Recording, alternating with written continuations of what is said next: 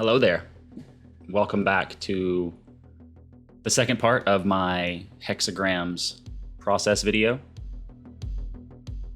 We left off last time with rough pencils, and it looks like here we're going to jump right into finished pencils. You can see I used a little Keira Knightley reference to get the shape of my eyes and nose. I really had a specific look in mind for the nose.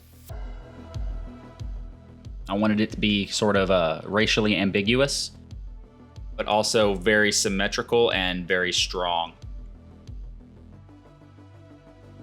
So now I start pulling references from the web, working on the eyeballs here, working on that mechanical eyeball on the right, just dialing in details and try to camera aperture sort of look, which I ended up not liking. It was a little too busy.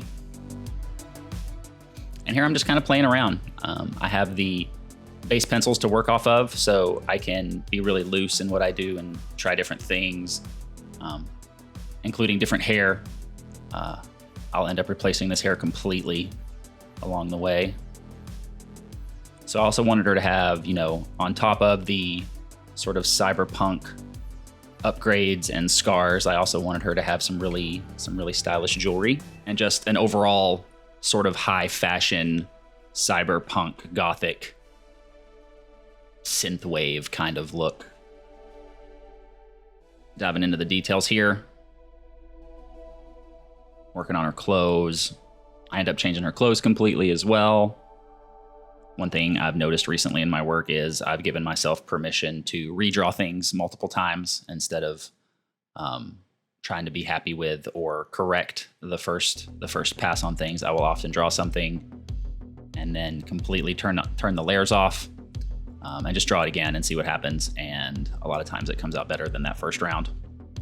So adding jewelry here, still going back and forth on what I like and don't like as I build it. I really wanted her to have some kind of augmented hearing device in place. I wasn't sure what I wanted that to be. I think eventually I went with just sort of what appears to be an under the skin sort of implant. Working on tattoos here. For some reason, I really got stuck on this idea of a fly, which really helped inform the piece as we went. It became more of a bee. Honeycomb, six-sided sort of vibe, which is where the hexagram title comes from. And so now that I'm kind of happy with the base layer and this idea of the clothing, you'll see me start to spot blacks and use a grayscale to kind of decide where and when I want to put the solid black. I was trying to go with this kind of quilted pattern on her clothes, which I hoped would look futuristic, but I think in the end just ended up looking kind of old school. So that ended up being redrawn as well. Again, I'm just dialing in details here, putting lines down, seeing what works, seeing what doesn't. It's kind of a combination of a rough sketch and finished pencils, if you think about it in terms of a comic book workflow. And now you see me completely redoing her clothing. I also got it in my head that she should have a neck tattoo. I thought a neck tattoo would add to the futuristic feel. They're a lot more common these days. A little more socially acceptable, so adds a bit of backstory to her character. Again, here we go with the bee theme coming into play. You'll see real quickly that fly tattoo on the side of her head became a bee. Now I'm just away from my computer at this point. I'm probably taking a coffee break on stream, which is a good chance for me to tell you to come hang out while I draw live. You can find me at twitch.tv/artofwarlick, Monday through Thursdays.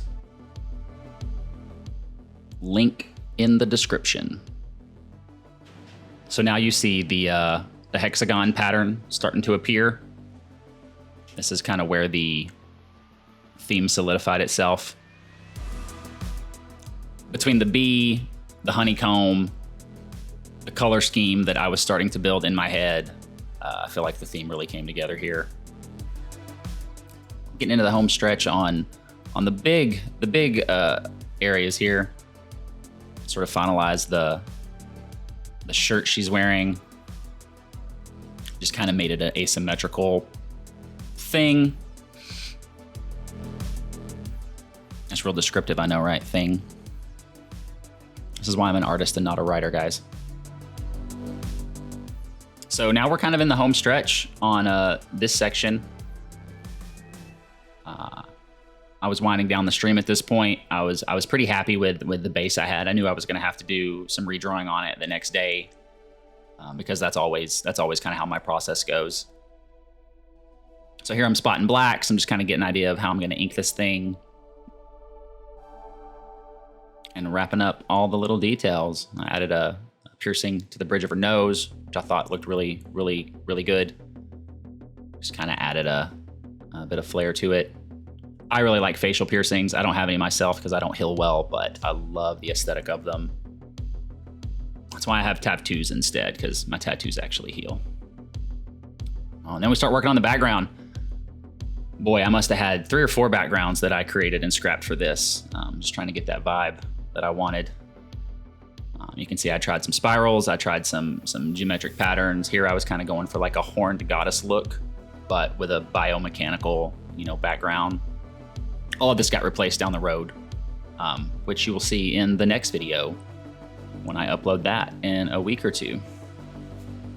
Speaking of, like and subscribe if you haven't already. There's a button somewhere nearby. And if you want to see these as they happen, come hang out with me on my Twitch channel, twitch.tv/artofwarlick, or join the Patreon, patreon.com/artofwarlick. You get early access, digital downloads, free wallpapers, merch in the mail, all kinds of fun stuff. These guys right here know what's up. These guys give me cashy money to get cool shit every month, and I appreciate them. Seriously, a big shout out to my patrons. I quite literally couldn't do this without you. Thank you so much. And that's it for this video. Join me next time when we will continue with the hexagrams. See you then.